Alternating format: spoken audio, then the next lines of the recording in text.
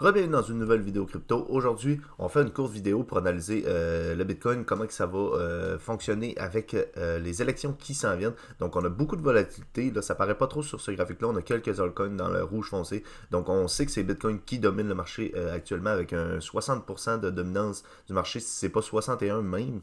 Mais on a eu une légère correction récemment. Oui, le Bitcoin est allé retester les 73, pas loin de 74 000 au niveau de son ancien ATH. Mais on a été rejeté. Et c'est pas un addon, là, parce que si on regarde les précédents cycles avant les élections, ben, on a toujours eu des grosses corrections. Donc ici, le cycle de 2017, on avait eu une correction de 10%. Donc plus grosse qu'aujourd'hui, mais aujourd'hui on est à 6.3 et le précédent cycle on était à 6.1. Donc on avait une grosse correction et avant ça on avait eu évidemment une montée pour corriger et ensuite les élections qui sont arrivées juste après. Et là on a eu notre uptrend comme pareil pour le cycle de 2017. Et là on est où? Ben, on est exactement ici, là, les élections sont demain à l'heure où je tourne cette vidéo. Là, on est présentement le 4 novembre, les élections sont le 5 novembre, les élections aux États-Unis.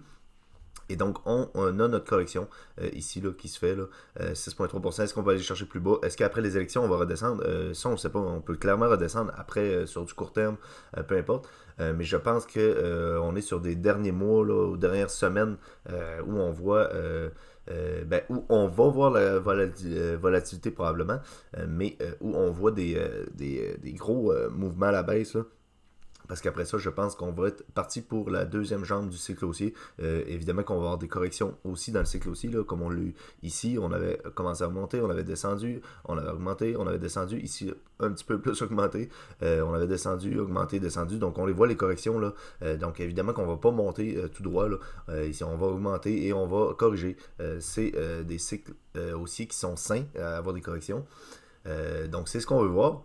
Si on continue ici, donc là, je ne sais pas si vous voyez la corrélation, la ressemblance entre les cycles précédents. On est ici là, actuellement. Là. On est juste avant les élections. Là. Le halving, la ligne en bleu. Donc, après chaque halving, on voit qu'on a une genre de stagnation un petit peu. Oui, on augmente légèrement en prix, mais c'est jamais la phase la plus haussière du cycle après le halving. Là. Et c'est toujours après les élections, normalement, qu'on voit la phase parabolique. Là, on le voit qu'ici, oui, on augmente, mais plus tranquillement. Même chose ici, tandis qu'après, ben, c'est là qu'on voit la phase qu'on appelle la phase banane, là, où on augmente vraiment paraboliquement. Et c'est ce qu'on veut voir, nous, pour le bull run, évidemment, pour faire de l'argent dans ce cycle aussi. Ensuite de ça, ici, on voit à chaque fois les élections aussi. Donc, entouré avec le drapeau américain ici. Et on voit le RSI en bas ici. Donc, on voit qu'on s'en vient vers notre tendance haussière, là, avec des phases qui se ressemblent extrêmement des cycles précédents.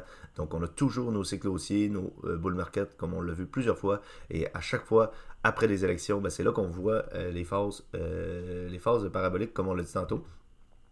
Comme CryptoRover nous dit ici, Massive Bitcoin US Election buy signal. Hein. Donc le signal d'achat qui est enclenché. Mais comme je vous ai dit, évidemment, on peut avoir une correction. C'est pas parce qu'on va avoir des élections que ça va augmenter paraboliquement après. On peut avoir une correction encore de 5% qui arrive. Donc évidemment, il ne faut pas faire n'importe quoi. Mais comme je l'ai dit, je pense que c'est les dernières zones, bonnes zones d'achat pour acheter. Là, et vous avez, pour ceux qui suivent mes vidéos, je ne parle pas pour le Bitcoin, évidemment. Là, oui, si vous voulez acheter du Bitcoin, ben, peut-être que c'est le dernier bon moment. Mais les bons moments, on le sait, c'était il y a 2 ans pour acheter. Tandis que là, on a des altcoins qui ont des prix incroyables par rapport au Bitcoin. Les altcoins qui ont vraiment chuté là. Par rapport au mois de mars. Donc, moi, je n'ai plus de Bitcoin de TH depuis un bout. Mon portefeuille est en ATH, donc au niveau du mois de mars, en début d'année. Et maintenant, je suis à peu près à moins 50% de mon ATH de portefeuille depuis avril. Et si on compare au Bitcoin, le Bitcoin depuis mars-avril n'a pas fait moins 50%. C'est les altcoins qui ont vraiment perdu la valeur comparativement à Bitcoin. Et évidemment, ça nous crée plus d'opportunités, puisque ça m'a permis de racheter un petit peu. Mais mes gros achats ils ont été faits dans le bear market, là, tout le long du bear market ici. Là, j'ai racheté mes altcoins. Mais dernièrement, quand même, dans les derniers mois, j'ai pu un petit peu augmenter mes positions tranquillement pas vite. Et là, présentement, c'est un petit peu plus moins de DCA, là, peut-être une fois par mois. C'est très léger comme DCA parce que de un, j'ai presque plus de liquidité à investir, pour être honnête, et c'est bien correct parce que je suis content d'avoir acheté dans les plus bas. Et ensuite de ça, avec les prix qui sont aujourd'hui, oui, on a des bons prix, mais on avait des meilleurs prix avant.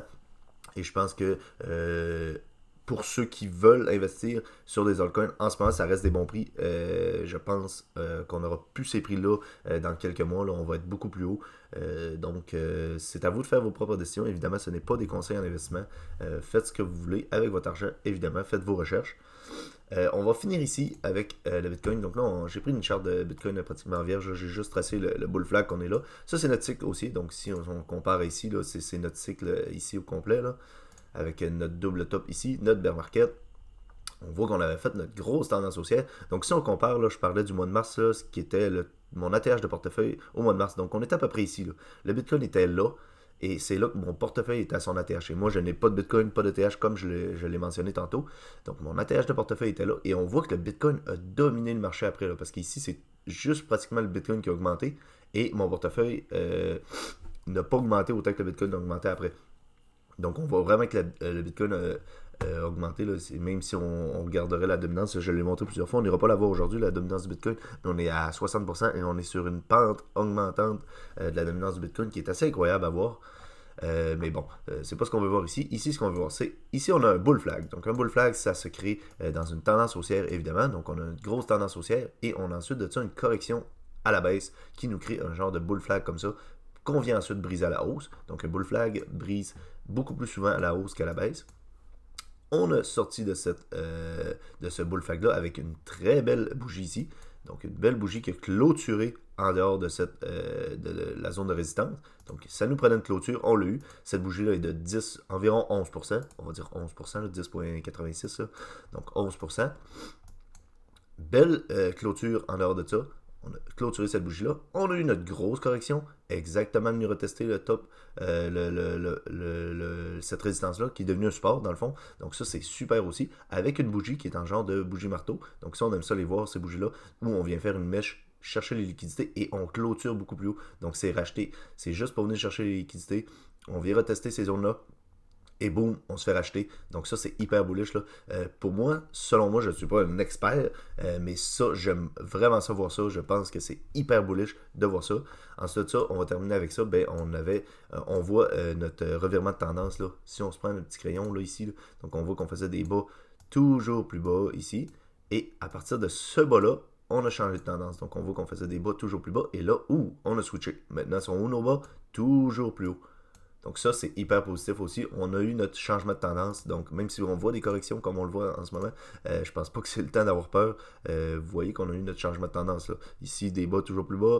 Et ensuite de ça, on a des bas de plus en plus haut. Donc c'est ce qu'on appelle la théorie de dos, si je ne me trompe pas, où c'est très très très simple. C'est un marché baissier, c'est un marché où on va faire des hauts et des bas de plus en plus bas, et un marché aussi, c'est où on va faire des bas de plus en plus hauts et des hauts de plus en plus hauts. Donc c'est pas très compliqué, là. On voit qu'on a nos changements de tendance.